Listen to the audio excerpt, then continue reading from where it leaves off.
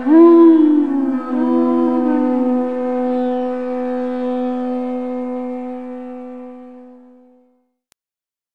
Namo Bhagavate Vasudevaya. Om Namo Bhagavate Vasudevaya.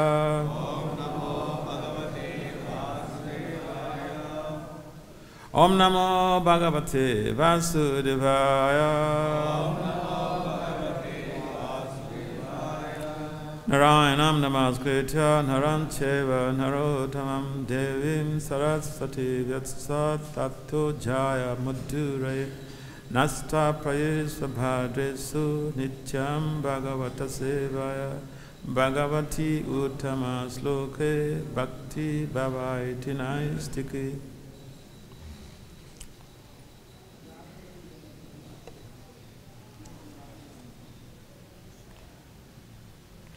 Tam aviklavam avridam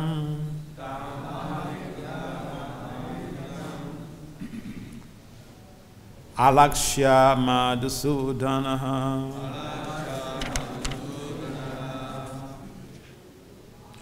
ovacha parama prito vibrat swam porosim tanum. So word for word translation and then purport by His Divine Grace ISKCON Acharya Srila Abhacharya Vrindavan Bhakti-Vedanta Swami Papa Maharaj ki.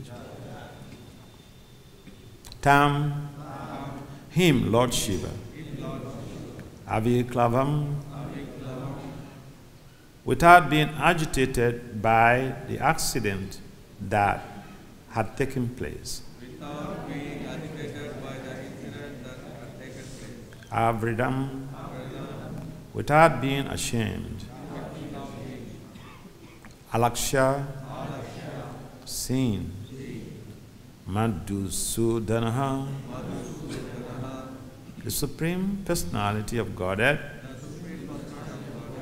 who is known as Madhusudana, the killer of the demon Madhu. Uvacha said, Parama Pritaha, being very pleased. Bibrat, assuming. Swam, his own. Porosim, original. Tanam, form. Translation. Seeing Lord Shiva unagitated and unashamed, Lord Vishnu, Madhusudana, was very pleased. Thus, he resumed his original form and spoke as follows. Please kindly responsibly repeat. Seeing Lord Shiva unagitated and unashamed. Seeing Lord Shiva unagitated and unashamed. Lord Vishnu, Madhusudana, was very pleased. Thus he assumed his original form and spoke as follows. So let's listen to Srila Prabhupada's purport with rapt attention. Although Lord Shiva was aghast at the potency of Lord Vishnu, he did not feel ashamed. Rather, he was proud to be defeated by Lord Vishnu. Nothing is hidden from the Supreme Personality of Godhead, for He is in everyone's heart. Indeed, the Lord says in the Bhagavad-Gita 15:15, Sarvasha Shaham Ridi Sanivisto Mata Smriti Gyanam Apohanam Cha. I am seated in everyone's heart, and from me come remembrance, knowledge, and forgetfulness. Whatever happened had taken place under the direction of the Supreme Personality of Godhead, and therefore there was no cause to be sorry or ashamed. although Lord Shiva is never defeated by anyone, when defeated by Lord Vishnu, he felt proud that he had such an exalted and powerful master. Om Agyana Timirandasya, Gyana Jana Salakaya, Saksurun Meditam, Jena Tasmai, Si Gurave Namaha. Chaitanya Manobhistam, Stafetam, Jena Bhutali, Swayam Rupam Kadamaya, Dadati Swa Padantika. Pancha Kalpataribhyacha, Kripa Sundubhya Evacha, Patitanam Pavanabhyo, Vaishnavibhyo, Namo Namaha.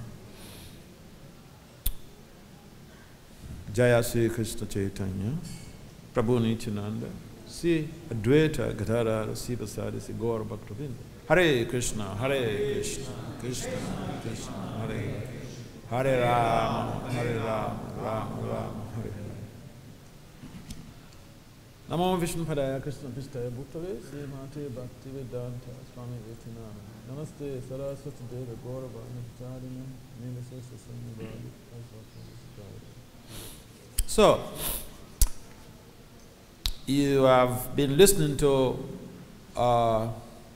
episode of The Bewilderment of Lord Shiva by Mohini Murthy. And today's text is just a continuation of that. So the Lord, Papa mentions, and the purport here, that the Lord is seated in each and every one, everyone's heart. Lord Krishna mentions specifically in the Gita 15:15 that he's seated in everyone's heart. And if someone is willing to remember something, or even remember the Lord, he makes provisions. If we want to forget him, also, the Lord is very merciful, he makes provisions. But when we encounter some situation that could be very disturbing or agitative situation, and that is the real test of our devotional culture. When we don't face temptations, it means that we have not started the journey. When we are confronted with challenges and we pass the test, then we are making progress. Just like if you are in college, the professor will put you to test because he will want to upgrade you to the next stage.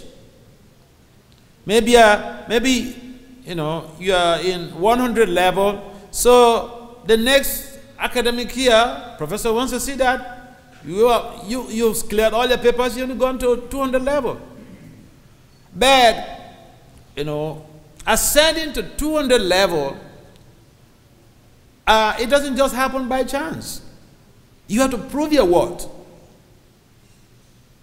You'll be tested. So, our devotional life also is full of temptations, tests, challenges. And when we're not facing the challenges, we should know that we have not started. But don't try to artificially act like Mother Kunti. And you come to pray to Sister Krishna Balaram, oh please, I want all the challenges now.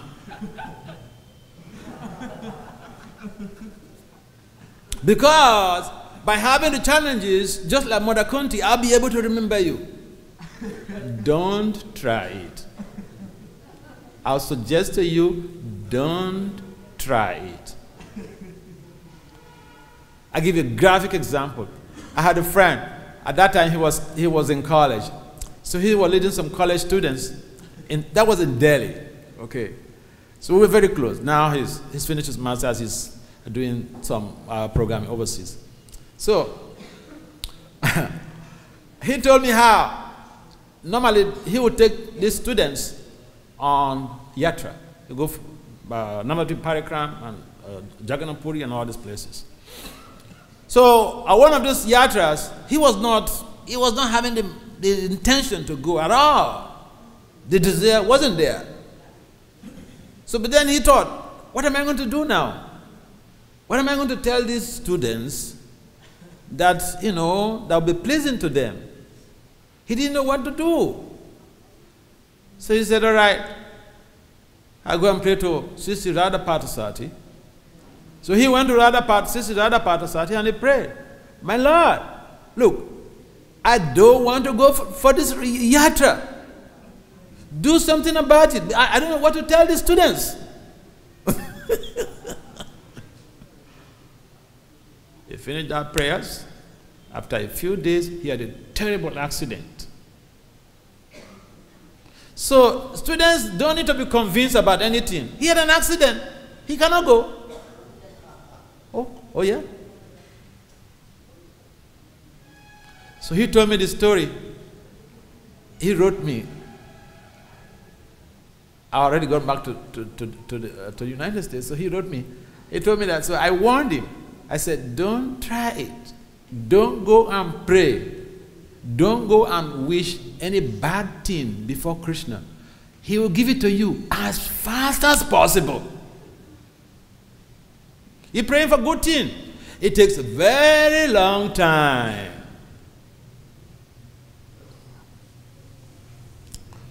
So the point is, when we face challenges, we should be able to understand that, like a piece of gold from the gold mine, you're being treated to become pure so that you could be sold for a very big price.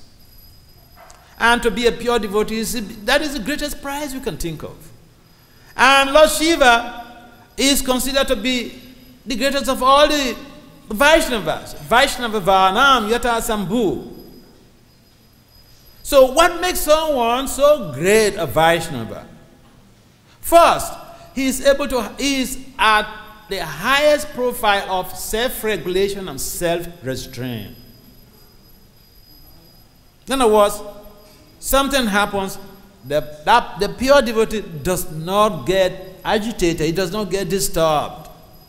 And he can always correct himself. Self-regulation.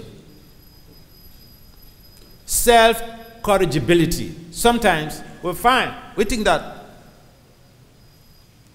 we can't make mistakes, but anyone can make a mistake. Material energy can mess up anyone.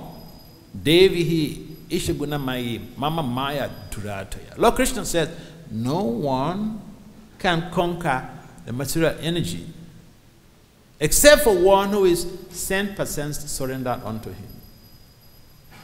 So, we are bound to pass through challenges, but an important point is that, do we become overly agitated? Or do we even sign off from Krishna consciousness? I came to participate in this Krishna consciousness. I've been having so many troubles out there, and I came so that I can be peaceful. There's no peace here. If you want peace, look for some peace in some other place. Because there is no peace in going to college. There is no peace in doing a doctoral program. If you're doing a PhD, you think that you're going to have peace. No, you don't have peace. You will experience loneliness. Is someone lonely? Is he going to be experiencing peace? No. You will not have time to joke around with people because all of your time is so much circumscribed. So a devotee, a pure devotee also, his time is highly circumscribed by time. They don't waste their time for anything outside of Krishna consciousness. And that gives such souls the reinforcement, the constant reinforcement to be able to focus on Krishna only, so that if there is some agitations, some exogenous cause of agitation, some external projection that creates some agitation, some disturbance, they become undaunted. So here is a typical case study, if a management scientist is looking at this text and this chapter, he will perhaps describe it to be a qualitative descriptive case study on Lord Shiva's bewilderment. Any one of us could be bewildered by the potencies of the Lord. And the Lord has multifarious potencies.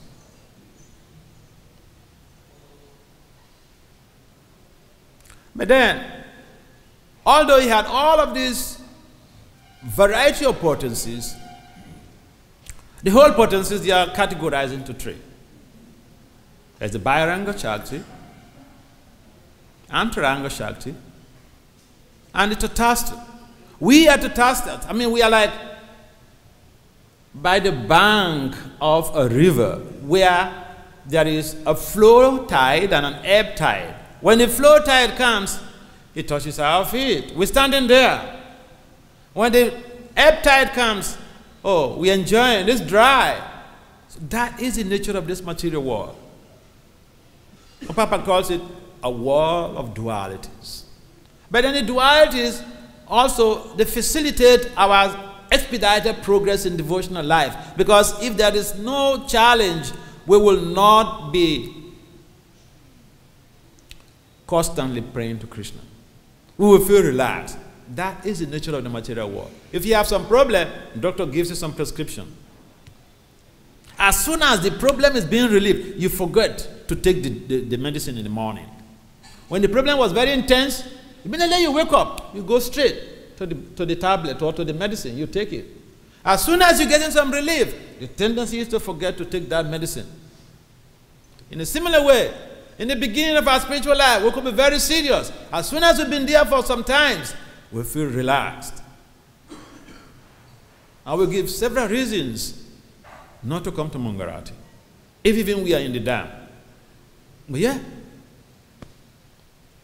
But these attitudes, they don't help us in reinforcement in our Krishna consciousness. So if we look at the case of Lord Shiva, he was not even afraid because he had the Lord behind him. How was that? Because Lord Shiva heard about the bewilderment of the demons. Mohini Moti went there with her beauty and bewildered the demons, collected the nectar from the demons, and gave it to the demigods. And then Lord Shiva heard about this episode, and he went with Uma, with his consort, to Vishnu's abode. And he said, I had the story.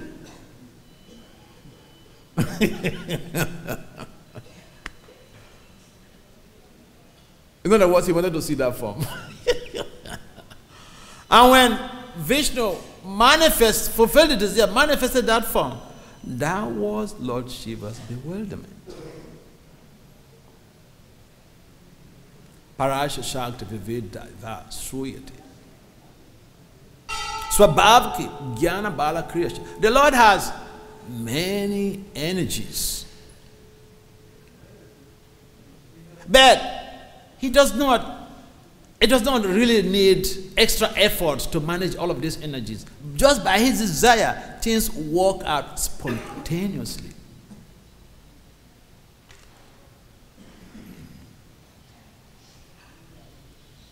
And so, a devotee is one of the qualities of a devotee is that he or she is afraid of Maya. But Lord Shiva, he is the greatest of all devotees. He wasn't afraid. He went to ask Vishnu, I want to see that form.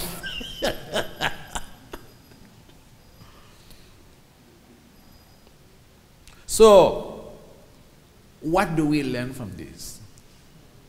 You had these whole narrations, even right from the beginning of the appearance, when Mohini Moti manifested.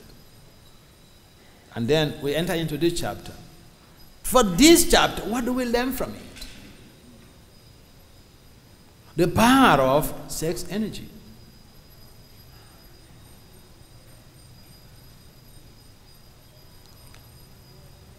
This is what has locked us into this material world for billions and billions of lifetimes.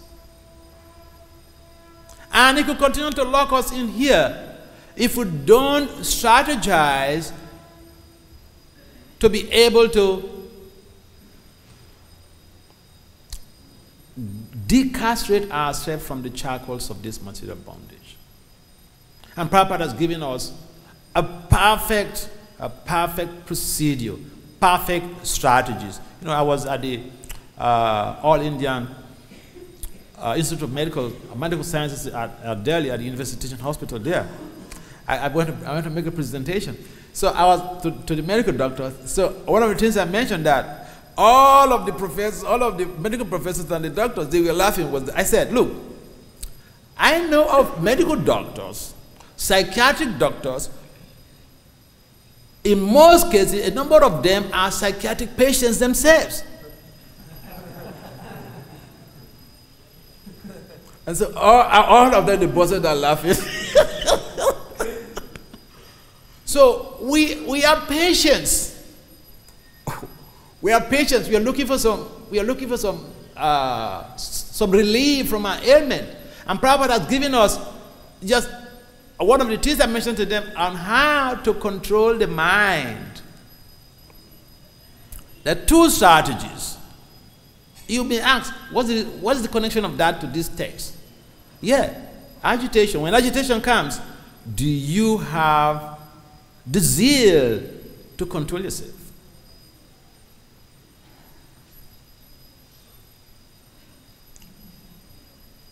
And sometimes we have challenges and we just completely sign off from the movement. We run away. I mean, it's like you fail an exam. In next life, you start from there. You want to go back to school? If you drop out from school, you want to go back to complete a degree, you stop from where you stop, where you drop out.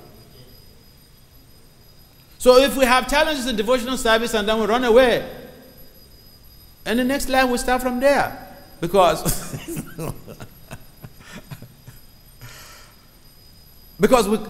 we have to pass the test before we move forward. So agitations or temptations or challenges in our devotional service, they are like exams to us. But because we are sick, it is difficult. If someone is ill, it's difficult to go and sit for exam. Because for you to go and sit for exam, you have to read, is it not? And if you are sick, you will not have that stamina to be reading. We are sick. Weak conditions to us. We are sick. And so that is why sometimes the enthusiasm wanes almost to zero. But the point is, Prabhupada has given us two basic fundamental strategies.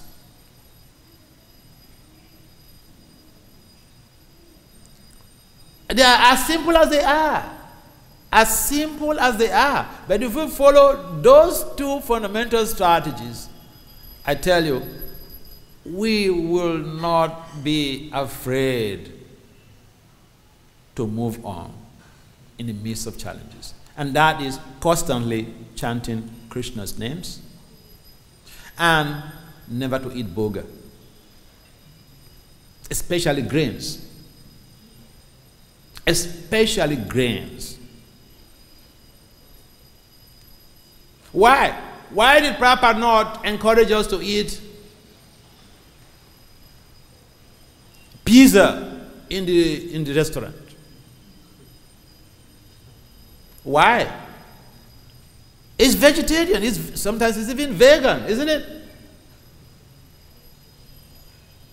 Because when we eat all these grains, little things agitate our minds.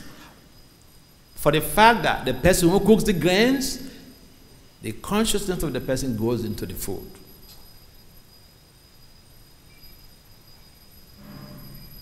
If you're doubting this, just stop eating prasadam and just be a vegan. And go to the restaurant and take your, take all the vegan foods you want to take. But you keep chanting. Okay? Don't stop the chanting.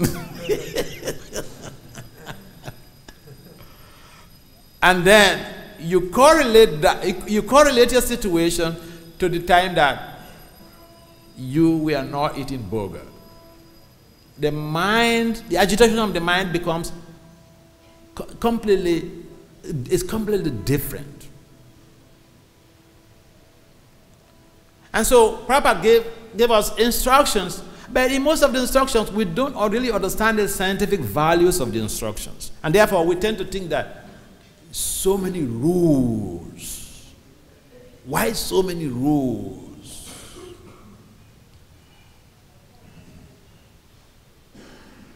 And if you're doubting that the chanting will help to fight agitation, stop chanting. Not long, just stop for 1 week, 7 days.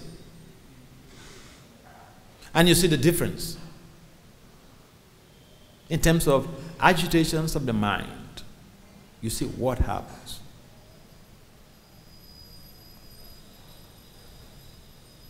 And then the greatest of all of these turbulences, emotional turbulences, is sex life, sex desire, sex agitation. And that is what is being advertised on the billboards everywhere you go. So in environment, we are performing devotional service in environments that are not very conducive. At least in India, it's a little bit okay. If you leave India, you fly into New York. You live in Vrindavan and fly into New York. The energies are completely different. If you survive after 6 months, after 6 years, then you're a hero. Oh yeah? So the bottom line is that there are so many subtle manifestations that we don't really perceive that are militating against our desire to become stabilized in the face of agitations. And therefore, the Sangha, Sadhu Sangha, becomes imperative factor. That reinforces our ability to be undaunted in the face of temptations. Otherwise, it's so easy. And see, if you read about the purport to this text, to the previous chapters, the whole concentration is being on men. Why on men? Aren't women also devotees? Because in the Vedic culture, women were not so much involved seriously. It is when Prabhupada came to the West to spread Krishna consciousness that he was so merciful that he basically wanted everyone, even in the West, women were even living in the ashrams, so brahmacharis. So he gave every one of us a chance to grow. Because in the ages of yore, it is the man who struggles so hard to be able to attain liberation so that he can liberate the spouse and also the children. But now, even the females, they could become perfected souls because they have also been given the opportunities like the men. Everyone is an open book of objectivity. Krishna consciousness is an open book of objectivity. And so anyone could really become perfected. So the point is it only men that are agitated or they are attracted to sex life? No.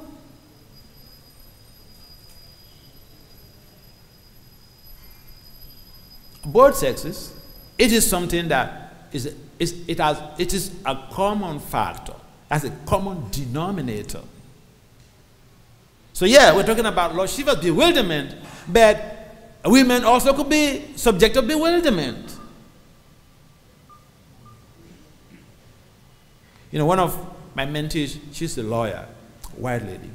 So she was just telling me a story of a case that she was dealing with. And here is a man who was married with children.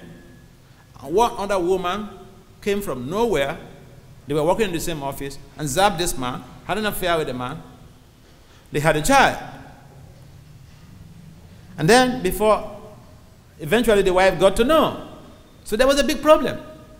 So she told me, the lawyer, she told me, so she was investigating the case. So she was asking this lady, why? You know, this man is married. Why you have to do this? And then the lady said, I don't just know, but I mean, it was like I was being pulled. And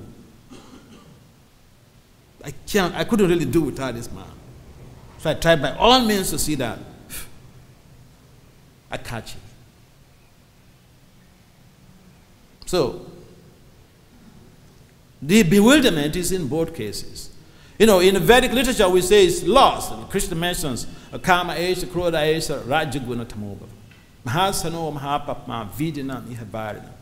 He said loss is the all-devouring sinful enemy of this world. We don't hear that word in the social media or in the social setting. We hear another word. It's something to be proud of. A crush. I had a big crush on him. Does it know? Something to be proud of. So the material world is not a very good place. If Lord Shiva could be bewildered, what to speak of? We condition, super conditioned souls. So it's a good lesson to learn from here so that we don't become overly proud.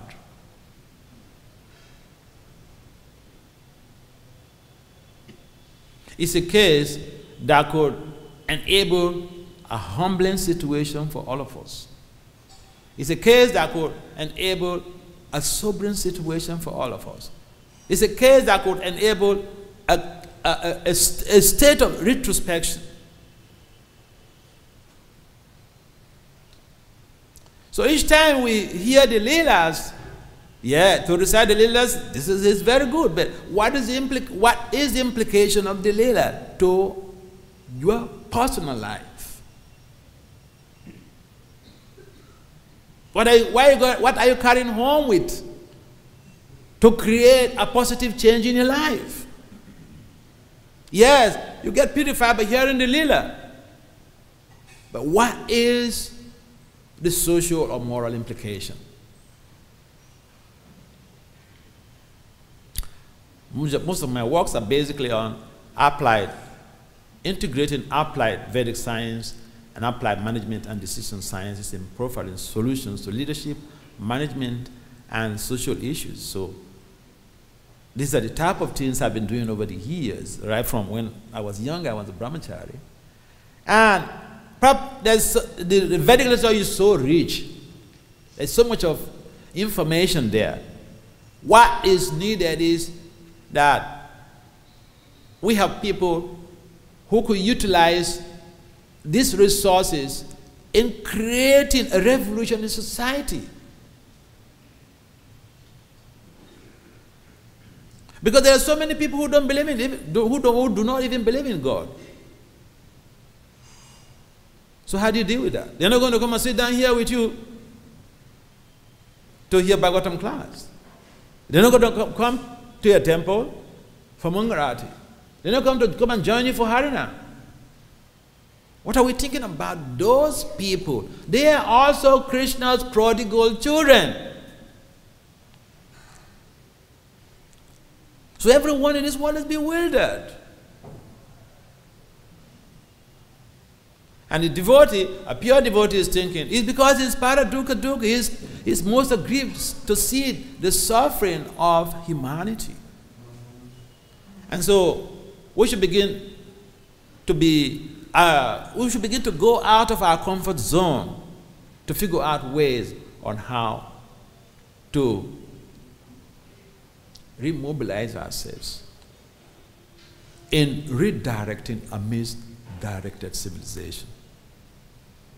Otherwise, we'll just become, salvationists. I chant 108 rounds every day to save myself. So when you go back to Krishna, you report to Krishna is what? Yes, I come back to you. I did wonders. I have what chanting 208 rounds every day. So Krishna will ask you, so but there's so many of your brothers there who have run away from the family. What did you do to bring some of them back to me with you? That's what Krishna is looking at. And so we have to understand that the devotional service is not just only for our own liberation, because everyone is bewildered of sex energy. Because that is the charcoal that binds us to this material world.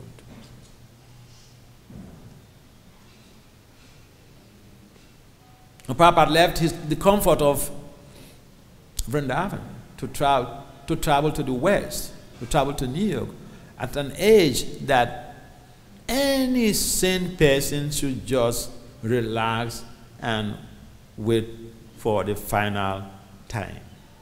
But he had an instruction from his spiritual master to go and help out. So we should follow the example of Prabhupada. We're talking about Lord Shiva's bewilderment, but we are all bewildered. We don't know what is to be done, what is not to be done.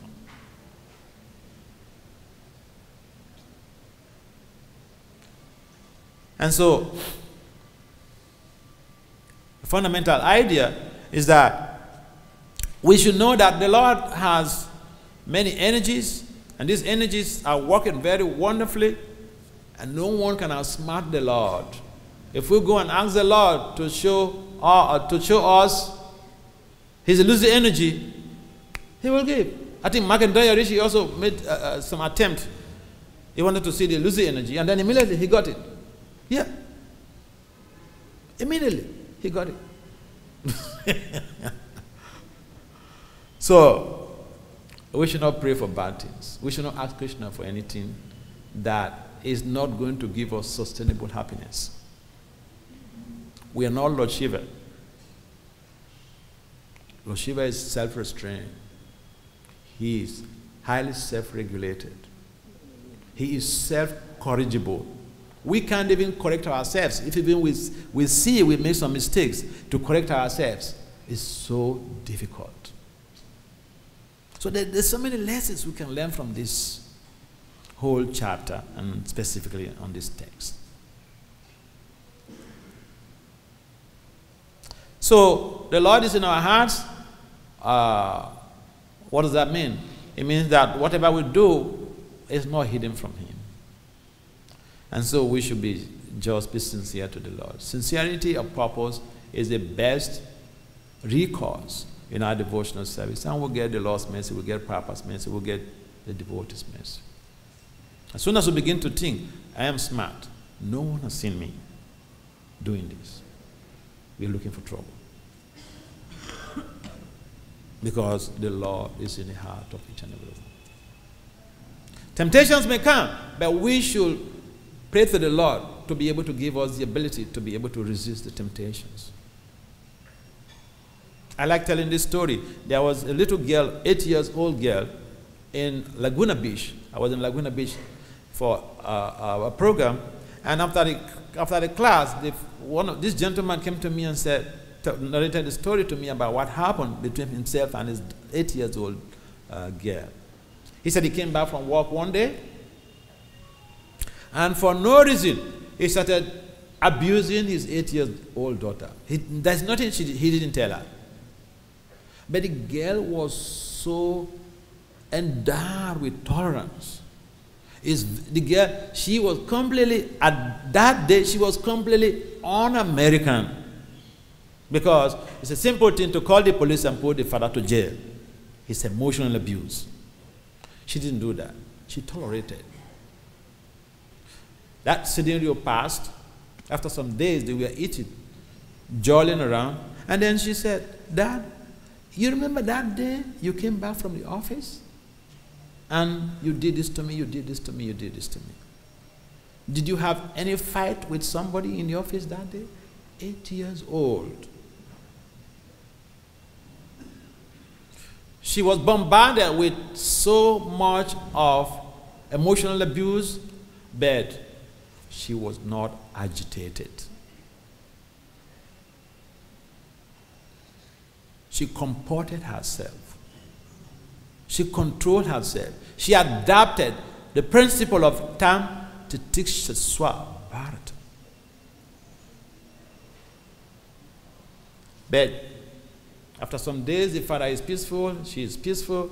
She brought up the issue for resolution. And the father said, yes, that day I had so much of fight with people in the office. So when he told me this story, I asked him, go and bring out your daughter here, right now. So he called the girl. I said, pay obeisances to this girl. So he did. And then the girl also paid obeisances back to him. And then I begged the girl on his behalf and on behalf of Prabhupada. I said, you don't know the type of energy you're carrying in the house, because this one, it looks like your daughter, a small girl, but she's not a small girl. Because you can't even do this to your wife, and she wouldn't take it. So 8 years old girl, she was able to withstand. She had self-restraint in the face of agitations. So we can also learn from even the 8 years old girl that it's not that someone is not going to poke you. You're bound to be poked by someone in this material world. And sometimes even the closest person to you is the one who's going to poke you. So we should understand the world is in a state of flux with bewilderments rooted in the workings of the illusory energy. Lord Shiva was not under the influence of illusory energy. The Lord dealt with him purely with his Antaranga Shakti. But we are not Lord Shiva. It's the illusory energy who has to deal with us. And so that could be very tremendous. And therefore, we should think of ways on how to become more united and be able to work together. More united in the sense that when someone is in difficulty, instead of simply thinking that the person is a Maya, we think of, we are proactive, we think of ways to help that person. That's how it works. And in that way, Krishna and Prabhupada will be very pleased with our efforts in the community of Krishna consciousness, International Society for Krishna Consciousness. So remember, the Lord is in each and every one's heart, and there's nothing that we do that's hidden from Him. And so that alone should give us a sense of caution. Any comments or questions?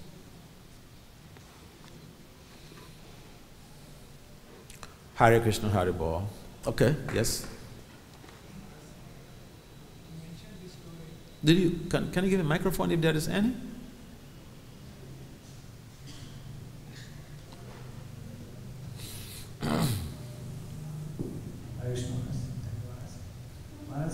Recently I was in college, meeting with some students, and I was preaching to them. They live in the center over there. So as I'm realizing this point, according to your story, that installing the divine qualities of the devotional service is much easier in the early stages of the life, as compared to as you grow, you become old also. The quality you're mentioning, or the tolerance, it becomes so easy in the early days to learn, as compared to the older age, around 30, 35. But whereas in our movement, we found that maximum congregations are there, and maximum crowd which we are giving Krishna consciousness to them is on the later stage. So how, what should be our perspective about that?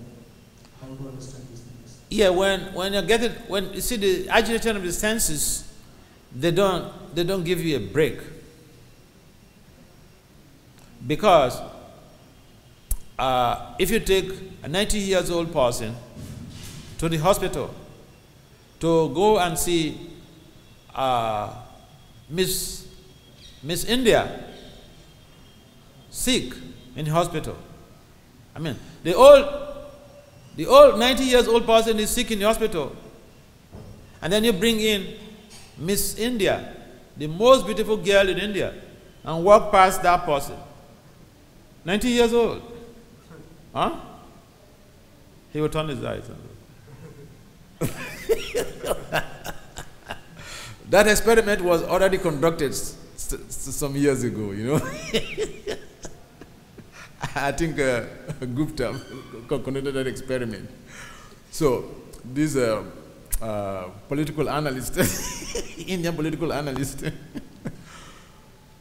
and if you have a teenager, okay, a teenager is also sick. Why I'm using the example of sick is that you're supposed to be in a state where you're just thinking about your life, not anything else. So you have a teenager, say 17 or 18 years old teenager, sexually active teenager, he's sick. Or a girl, she's sick, on a sick bed. And then if it's a boy, you bring in Miss India, the most beautiful girl in India, walk past. She knows that Miss India is coming. He will forget about his sickness. He will look until she goes out. So, the senses do not give us any break. There's no break. The only thing that separates or divides, that creates the divide, is one person is a Goswami, the other person is a Godasa. One who practices Krishna consciousness ultimately will be able to control himself or herself in the face of challenges. Someone who is not involved in any purificatory system, forget it. Whether you're a man or you're a woman. So, bottom line is that when you come to Krishna consciousness in the beginning, you're very enthusiastic. But there is also that very tendency to fall prey to the illusory energy. Just like the person who has been there for 30 years, if he plays around with the illusory energy, he or she is also going to be encapsulated by the illusory energy. Maya has no favorites. He treats everyone equally. If we give you a chance, he will jump into your room. Or she will jump into your room. That's how it works. So I've not seen anywhere in the scriptures where it is said that when in the beginning you're very tolerant and then later you're not tolerant. No, I've never seen that. If you have any reference, let me know. I deal with references because as a scholar, if I'm writing something, I'll bring some reference. So I've never seen that anywhere. You have any reference? Not such as Shastri. Yeah. Any other comments or questions? Yes, please. Can you give her the microphone?